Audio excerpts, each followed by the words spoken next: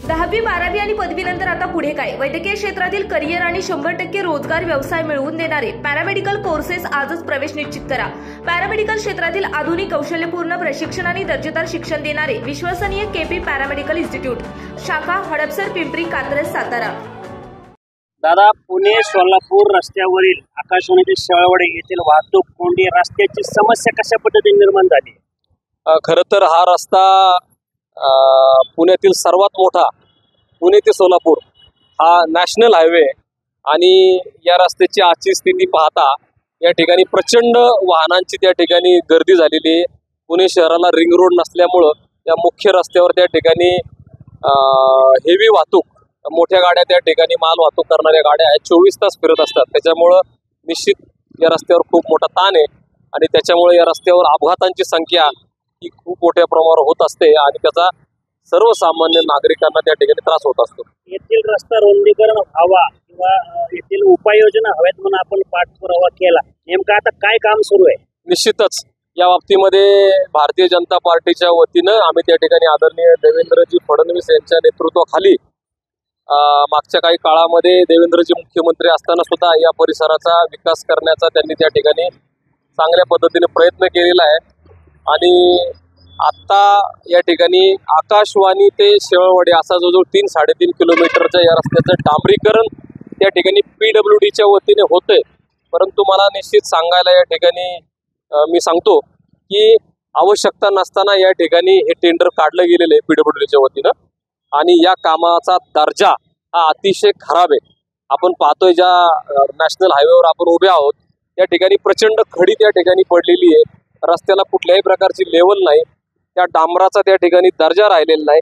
ऐन उन्हाळ्यामध्ये, ज्या उन्हाळ्यामध्ये आजचं तापमान 43-44 झालेलं आहे, अशा उन्हाळ्यामध्ये डांबरीकरण करणं हे खरं तर चुकीचं आहे। कारण उन्हाळ्यामध्ये डांबर वितळतं आणि तो रस्ता त्या ठिकाणी वेगळ्या दिशेला जात असतो, अनबॅलन्स होत असतो आणि हे चुकीच्या पद्धतीने डांबरीकरण या ठिकाणी सुरू आहे।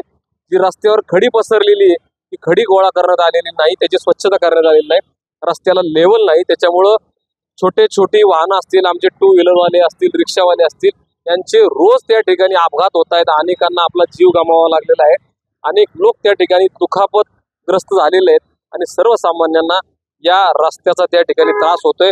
आम्ही मध्यंतरी WDचे जे सुर्वे साहेब आहेत त्यांना या बाबतीमध्ये मी तक्रार केली होती, परंतु त्यांच्याकडनं सुद्धा अद्याप याच्यामध्ये कुठलीही सुधारणा किंवा कारवाई झालेली नाही।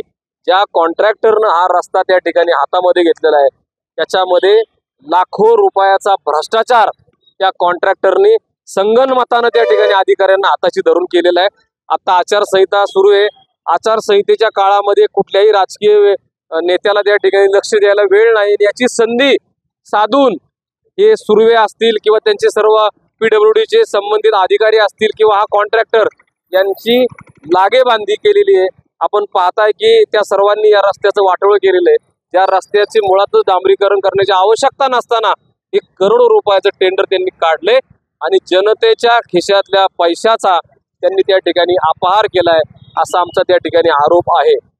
जर यामध्ये सुधारणा झाली नाही तर पुढची भूमिका काय असेल? निश्चितच मी त्या ठिकाणी परवाच खरं तर हा विषय आदरणीय पालकमंत्री अजितदादा पवार आणि देवेंद्रजी फडणवीस यांच्या कानावर तो विषय घातलेला आहे आणि निवडणुकीनंतर निश्चित त्याच्यावर कारवाई केली जाईल। परंतु आम्ही सुद्धा स्थानिक नागरिक या नात्यानं या ठिकाणी ताबडतोब यात जर सुधारणा झाली नाही तर रास्ता रोको करू आणि संबंधित ठेकेदाराला आणि अधिकाऱ्याला त्या ठिकाणी आम्ही त्यांच्या तोंडाला काळं फासल्याशिवाय राहणार नाही, हा आमचा इशारा आहे। ठेकेदार आणि अधिकाऱ्यांवर कारवाई झाली पाहिजे, 100% कारवाई झाली पाहिजे, कारण हा जनतेचा पैसा आहे। साहेब, मी जिल्ह्यात फिरत असतो, अशी गावं मी त्या ठिकाणी पाहिलीत की तिथं रस्ते सुद्धा नाहीत। ज्या गावांना आज रस्त्यांची आवश्यकता आहे त्या ठिकाणी रस्ते नाहीत, लोकांचे मनके गेलेत, लोकांचे हाडं खिळखिळ झालेत। आज सोलापूर हायवेला एवढा चांगला रस्ता असताना इथं हे करोडो रुपयाचं टेंडर कशासाठी काढले? कुणी मागणी केली होती याची? त्यांना पैसे खाण्यासाठी स्वतःच टेंडर काढतात, स्वतःच मिलीभगत करतात आणि ऐन उन्हाळ्यात मला वाटतं डांबरीकरण करणं हे कितपत योग्य याचा आपल्याला शोध घ्यावा लागेल।